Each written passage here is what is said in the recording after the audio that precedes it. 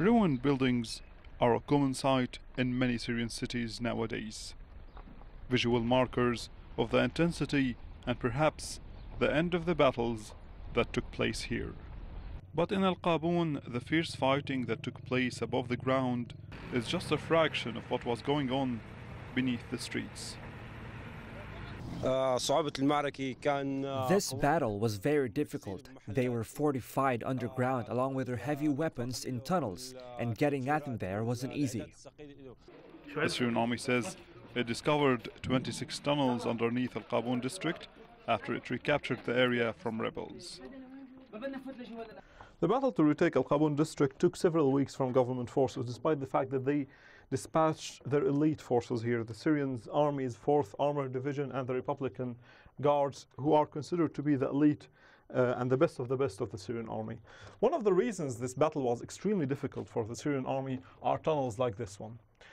According to officers in the Syrian army, there are several tunnels. Actually, there is a network of tunnels, a maze of tunnels that goes under the district of al-Qaboun. And these tunnels allowed the insurgents to move undetected by the Syrian army and allowed the insurgents to ambush the Syrian army. An ordinary looking building or a pile of rubble could have many secrets hiding underneath it.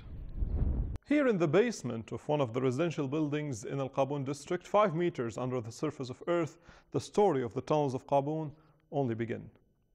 Take a look at this tunnel, for example. This is one of the largest tunnels here in al-Qaboun. It goes underground for over 30 meters, and then it stretches for 3 kilometers all the way to an adjacent town known as Arbin. And these tunnels were the business that made many people here millions and millions of dollars. Soldiers attempted to guide us around this seemingly never-ending labyrinth, a city beneath a city. We spent hours exploring these underground passages. Once we retook control of the area, we started searching the tunnels. They had a whole network of them. Some of them were kilometers long, others were hundreds of meters. They were all illuminated and ventilated. Some tunnels were big enough to drive cars through them. Since mid-2013, the Syrian government has worked to fully encircle rebel factions in eastern Ghouta, one of the largest and most important rebel-held areas. But little did the government know that they were opening the way for a new type of trade with areas under government siege. Tunnels were initially used to move weapons, but soon became the source of much-needed items in rebel lands near the capital.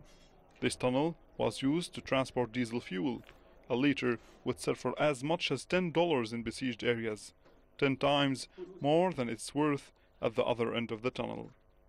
The tunnels under al-Qaboun were not just used to move fighters and weapons, they were also a gateway for vast wealth. Allah Ibrahim, CGTN, Damascus.